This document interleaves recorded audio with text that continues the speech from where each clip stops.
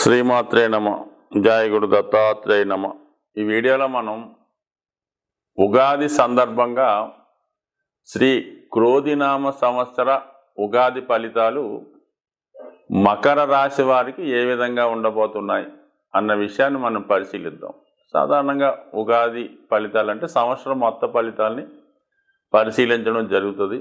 మరి ముఖ్యంగా మనం ఈ వీడియోలో ఈ మకర రాశి వారి యొక్క బడ్జెట్, జీవన విధానం, వాళ్ళ యొక్క విన్నింగ్ ఛాన్సెస్ ఏ విధంగా ఉండబోతున్నాయి అన్న విషయాన్ని మనం పరిశీలించే ప్రయత్నం చేద్దాం. మరి ఈ రాశి వారికి ఫైనాన్స్ బడ్జెట్ 14 ఆదాయం 14 వ్యయం, అంటే చక్కగా ఆదాయం 100% చాలా అనుకూలంగా ఉంది, దానికి తగ్గట్టు కూడా వ్యయం ఉంది. ఎందుకంటే చాలా స్ట్రగుల్స్లో ఉన్నారు కాబట్టి ప్రస్తుతం మకర రాశి వారికి ఎంత ధనం వచ్చినా సరిపోదు కాబట్టి వచ్చింది వచ్చినట్టే ఖర్చు అవ్వడం జరుగుతుంది. అయితే జీవన విధానంలో లైఫ్ స్టైల్ పెరిగే అవకాశం ఉంది. అంటే సాధారణంగా 14 ఆదాయం అన్నాం, వ్యయం 14 అంటే సరిపోయింది. అదే 2 ఆదాయం 2 వ్యయం ఉంటుంది ఒకటికి, అంటే వాడు చాలా పూర్ లివింగ్స్ ఉండడం జరుగుతుంది. అలాగే 6 ఆదాయం వ్యయం ఉంటే అటు మిడిల్ క్లాస్లో ఉండడం జరుగుతుంది. మరి 14 అంటే ఇది హయ్యెస్ట్ లెవెల్ మాట. ఆదాయం చాలా అనుకూలంగా ఉంది, అలాగే వ్యయం కూడా అనుకూలంగా ఉంది కాబట్టి వాడి లైఫ్ స్టైల్ పెరుగుతుంది, వాడి జీవన విధానం పెరుగుతుంది, అలాగే వాడి యొక్క ఖర్చు పెట్టే విధానం ఇవన్నీ కూడా కొద్దిగా ఇతరులు అసూయ పడే విధంగా ఉండే అవకాశం ఉన్నది. అదేంటంటే గతంలో ఉన్నటువంటి రుణాలుగానే ఉండిపోయే అవకాశం ఉంది కాబట్టి వాటి నుంచి బయటపడే అవకాశం లేదు. అందువల్ల సాధ్యమైనంత వరకు జాతకుడు వచ్చిన ఆదాయంలో కనీసం 25% ఖర్చులు తగ్గించుకుంటే గతంలో చేసినటువంటి రుణాలని తీర్చే అవకాశం ఉంటుంది. కాబట్టి మరి ఆదాయం బాగుంది కాబట్టి జాగ్రత్తగా ప్లాన్ చేసుకోండి. ఎప్పుడన్నా మకర రాశి వారికి ఏమవుతుందంటే ఎంత డబ్బు వస్తే అంత ఖర్చు అయిపోతుంటుంది. సో ఆ కారణం వల్ల కొద్దిగా కంట్రోల్ పెట్టుకుంటే మరి గతంలో ఉన్నటువంటి అప్పుల నుంచి బయటపడతారు. సో ఇక రాజపూజ్యం 3, అవమానం 1, ఇది కూడా చాలా అనుకూలంగా ఉంటుంది. అంటే ఇది రాజపూజ్యం అంటే ఆ వృత్తుల్లో ఉన్న వాళ్ళకి గౌరవం పెరగడం, అంటే ఉద్యోగస్తులకి ప్రమోషన్ రావడం, రాజకీయ నాయకులకు విజయం రావడం, మరి క్రీడా రంగంలో ఉన్న వాళ్ళకి వాళ్ళ సక్సెస్ రావడం, మొత్తం మీద సక్సెస్ రేటు చాలా అనుకూలంగా ఉంది. అంటే మీరు ఒక 4 కార్యక్రమాల్లో పాల్గొంటే 3 మీకు సక్సెస్ రావడం జరుగుతుంది. అంటే 75% విన్నింగ్ శాతం ఉంది కాబట్టి మరి రాజకీయ రంగంలో ఉన్న వాళ్ళకి వాళ్ళు ఆశించిన పదవి రావచ్చు, వాళ్ళు కోరుకున్న పార్టీ టికెట్ ఇవ్వచ్చు, విజయం కూడా లభించే అవకాశం ఉన్నది.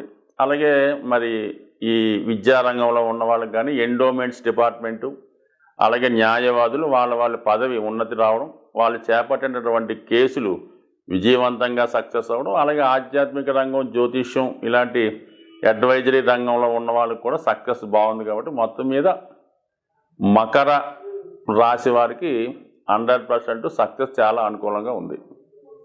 సో ఇక మరి గురుగ్రహ ప్రభావం చూసుకుంటే గురువు మరి ఈ రాశి వారికి 30వ తారీఖు వరకు కూడా 4వ స్థానంలో సంచరిస్తూ మరి 1వ తారీఖు మే నుంచి 5వ స్థానంలోకి రావడం జరిగింది. అంటే ధర్మ త్రికోణంలోకి రావడం, అంటే పూర్వపుణ్యంలోకి రావడం వల్ల అక్కడ నుంచి 9వ భావాన్ని రాశిని యాక్టివేట్ చేయడం జరుగుతుంది. అంటే శుభపరుస్తాడు. అంటే కంపల్సరీగా జాతకుడు మంచి అలవాట్లు, మంచి క్రమశిక్షణ, దైవభక్తి, ఆధ్యాత్మికంగా ఉండడం, ధర్మ కార్యక్రమాలు చేపట్టడం, ధర్మాన్ని రక్షించడం ఈ విధంగా సాధిస్తాడు.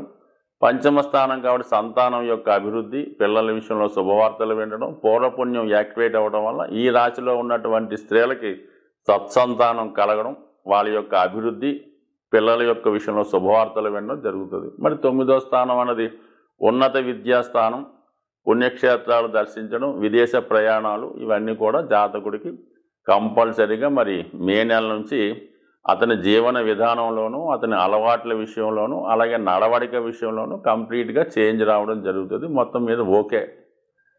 ధనస్థానంలో ఉన్నటువంటి శని ఈ సంవత్సరం అంతా కూడా అర్ధ త్రికోణాన్ని పరిపాలించడం జరుగుతుంది. అంటే 2, 6, 10 వృత్తి సంబంధించిన విషయాలు, కుటుంబ విషయాలు, చాలా వరకు కుటుంబ సభ్యులు క్రమశిక్షణతో వ్యవహరించడం, వారి యొక్క జీవన విధానం పెంచుకోవడం కష్టపడడం, కుటుంబాన్ని క్రమశిక్షణతో పెంచడం జరుగుతుంది. అంటే వాళ్ళకి ఏదైతే అవసరం ఉంటుందో అంతవరకు ఖర్చు పెట్టడం, చాలా వరకు మరి మిగతా విషయాలు తగ్గించి మరి నిజాయితీగా ఉండడం చేస్తూ జరుగుతుంది. వృత్తిలో కూడా చాలా స్ట్రిక్ట్గా ఉంటారు, ఓవర్ వర్క్ చేస్తారు, కానీ ఆశించిన ఫలితం రాదు, కానీ సంతృప్తికరంగా ఉంటుంది. జాతకుడు ఎంత కష్టపడితే అంత ఫలితాన్ని పొందడం జరుగుతుంది. అంటే శని ఎప్పుడు కూడా కష్టానికి తగింది మాత్రం ఇస్తాడు తప్ప ఎట్టి పరిస్థితులు కూడా ఎక్సెస్ ఇవ్వడం జరగదు. కాబట్టి సాధ్యమైనంత వరకు మరి ఈ కుటుంబ సభ్యుల యొక్క క్రమశిక్షణ, ఉద్యోగంలో నిజాయితీ, అలాగే మంచి నైపుణ్యవంతులుగా అవడం జరుగుతుంది. మొత్తం మీద శని భగవానుడు, గురు భగవానుడు ఈ మకర రాశి వారికి 100%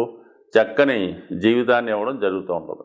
ఇటొచ్చి 3వ స్థానంలో ఉన్నటువంటి రాహు భగవానుడు మరి కామ త్రికోణాన్ని పరిపాలించడం వల్ల మరి ఏదన్నా ఎవరితోన్నా పరిచయం పెంచుకున్నప్పుడు, వివాహ సంబంధాలు కుదుర్చుకున్నప్పుడు, ఎవరితోన్నా కలిసి వ్యవహారం చేస్తున్నప్పుడు జాగ్రత్తగా ఉండడం మంచిది.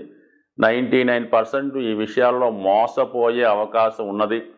అలాగే స్నేహం అనే ముసుగులో వాళ్ళ అవసరాలకి మిమ్మల్ని ఉపయోగించుకొని మిమ్మల్ని మంచి మార్గం నుంచి చెడు మార్గం వైపు మళ్లించే సూచనలు ఉన్నాయి. కాబట్టి సాధ్యమైనంత వరకు పరిచయం లేని వాళ్ళతో స్నేహం పెంచుకోవద్దు.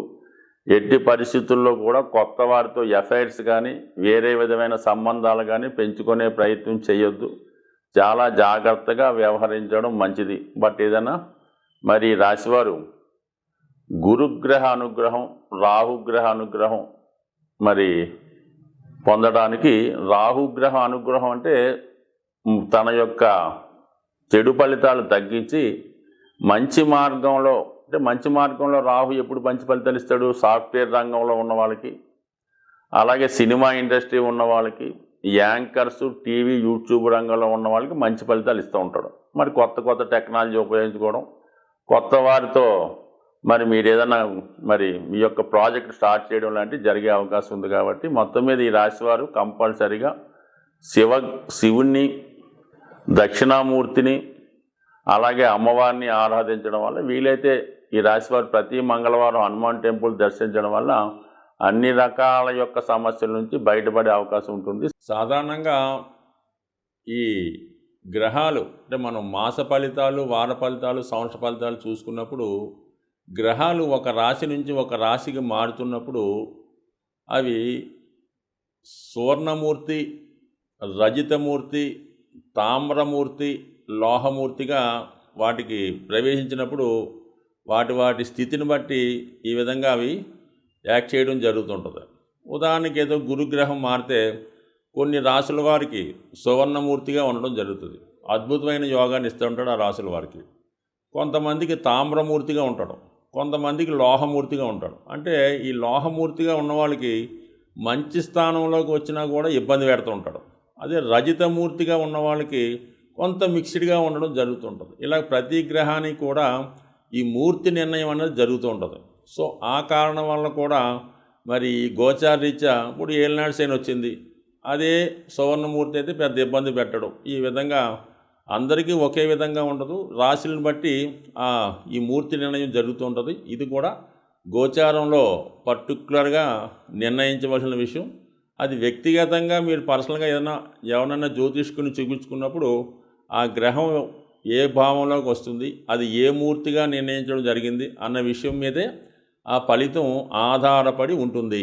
అలాగే గ్రహాలు మారినప్పుడు కూడా అష్టక వర్గు అని ఒకటి ఏర్పడుతుంటుంది. అంటే ఒక్కొక్క గ్రహం కొన్ని బిందువులు ఇస్తూ ఒక సామూహికంగా ఒక అష్టక వర్గు ఏర్పడుతుంటుంది.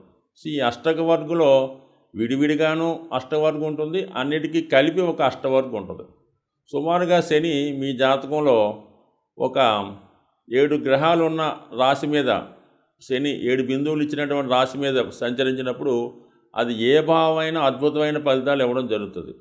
అది 11లోకి వచ్చినా కూడా శని భగవానుడు 0 బిందువుల మీద ప్రయాణిస్తుంటే ఎట్టి పరిస్థితుల్లో కూడా మీకు ఉపయోగించడం చాలా ఇబ్బంది పెడుతుంటాడు. అందువల్ల ఈ అష్టవర్గంలో బిందువులు, ఈ మూర్తి నిర్ణయం రెండూ కూడా ఈ జ్యోతిష విధానంలో చాలా ఇంపార్టెంట్ అయినవి. ముఖ్యంగా గోచార సంబంధించిన విషయాల్లో ఈ 2 విషయాలు, అంటే ఒకటి ఈ మూర్తి నిర్ణయం, 2 ఈ అష్టకవర్గ బిందువులు పూర్తిగా పరిశీలించిన తర్వాత మాత్రమే ఆ గ్రహం ఇచ్చే ఫలితాన్ని నిర్ణయిస్తే ఇంకా అనుకూలమైనటువంటి అక్యురేట్ ఫలితాలు మీరు పొందగలిగే అవకాశం ఉంటుంది. ఇది ఎక్కువగా ఈ ఉత్తరాది రాష్ట్రాల్లోనూ తమిళనాడులో కూడా ఈ సిస్టాన్ని అమలు చేస్తూ ఉంటారు.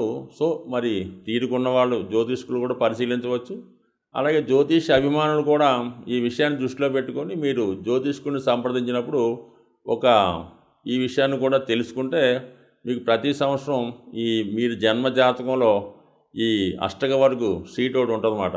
రవికి ఒక ప్రత్యేకంగా, శనికి ప్రత్యేకంగా ఉంటుంది, అన్నీ కలిపి ఒకటి ఉంటుంది. అది తీసుకోవడం వలన మీకు మీరే రవి మారినప్పుడు ఎన్ని బిందువుల మీదకి వచ్చాడు, రవి 6 బిందువుల మీదకి వచ్చాడు, ఈ నెలంతా 100% బాగుంటుంది.